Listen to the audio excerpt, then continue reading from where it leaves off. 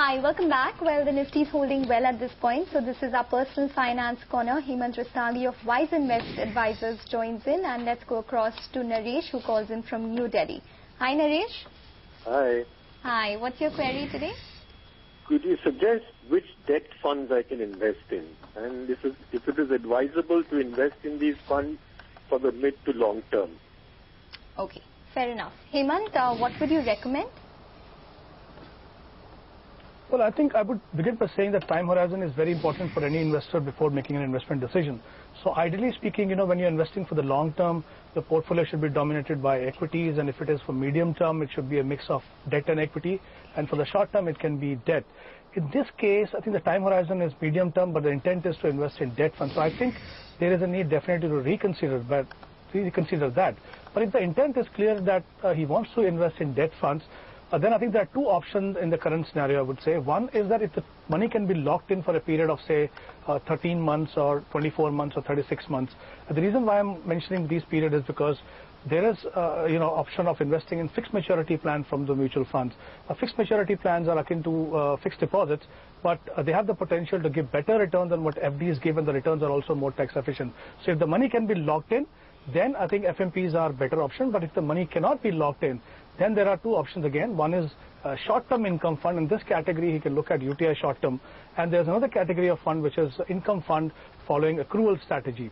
Now, that gives him an opportunity to lock in money at a slightly higher yield.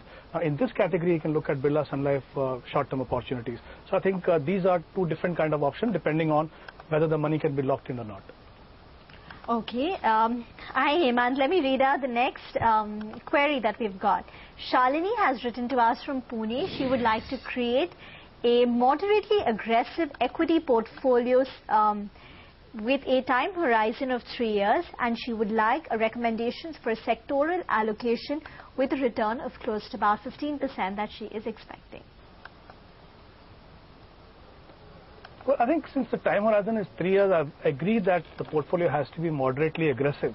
But I think somewhere there is a mismatch, because the kind of portfolio she wants to build and the kind of return she expects from the portfolio, expecting a annualized return of 15% over a 3-year period is a little aggressive. Yes, one can get this kind of return if one were to invest directly in the stocks, but then for that one requires a wherewithal to identify the right stocks and also monitor them, which can be quite overwhelming for a retail investor. So my recommendation would be to take the mutual fund route, and even there I would recommend that to stay away from sectoral fund in the beginning, because they can be quite aggressive. Elections, I agree that these are important events for the market, but for a long-term investor, I think putting too much emphasis on election results may not be the right thing, because there are many other factors that drive the market over a longer period. So mutual fund, and within that diversified fund, a combination of equity and balance would be apt for her.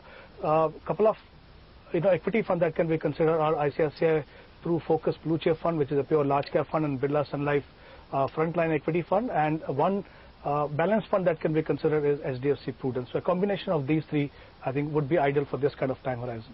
All right, Hemant, thanks very much for that. So those are a couple of personal finance queries, and that's where we have to wrap up this edition of Markets and Macro from the entire team. Thanks for watching. Business Lunch is up next.